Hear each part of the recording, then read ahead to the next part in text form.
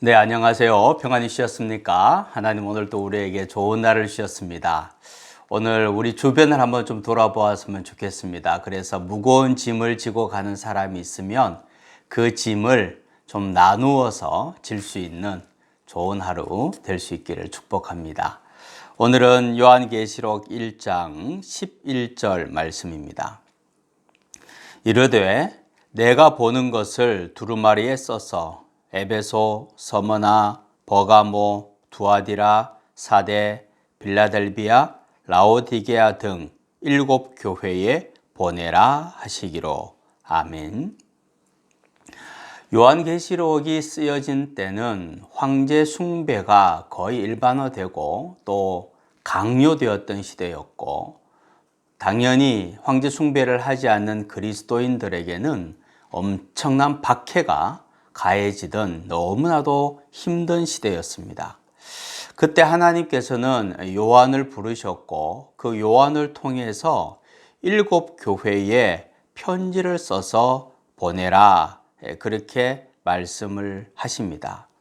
그 7 교회는 에베소, 서머나, 버가모, 두아디라, 사데, 빌라델비아, 라오디게아.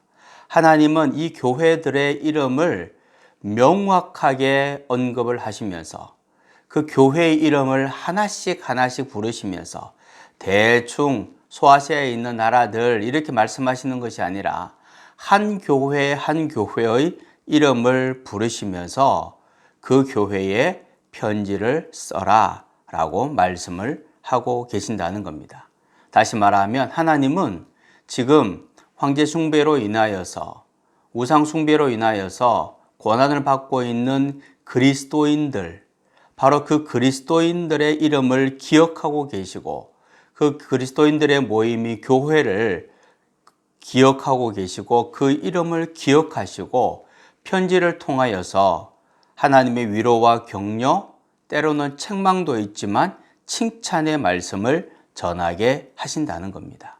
다시 말하면 환난의 때라고 해도 하나님은 하나님의 백성을 결단코 잊지 않으시고 하나님의 말씀을 선포하여서 그 말씀을 통하여서 하나님의 위로와 하나님의 격려와 또 바른 길을 갈 수 있는 방법들을 알게끔 하신다는 사실입니다.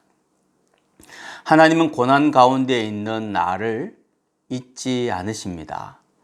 어려움 가운데 있는 내 이름을 기억하시고 나의 작은 신음에도 반드시 응답하실 것입니다. 힘들수록 그래서 반드시 하나님께 구해야 합니다. 하나님 도와달라고, 은혜를 베풀어 달라고 하나님께 구해야 됩니다.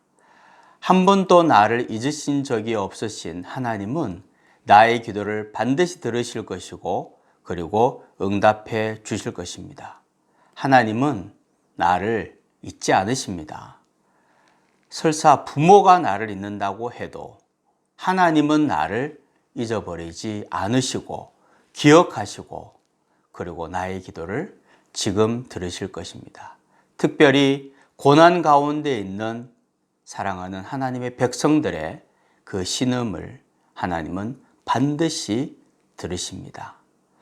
하나님, 어려움 가운데 있는 백성들이 하나님 앞에 올려드리는 그 기도에 반드시 응답하실 줄 믿습니다. 그 이유는 하나님은 나를 잊지 않으셨기 때문입니다. 나를 잊지 아니하시고 나를 기억하시고 내 이름을 부르시는 하나님, 나의 기도를 들으시고 응답하여 주옵소서. 예수님의 이름으로 기도하옵나이다. 아멘.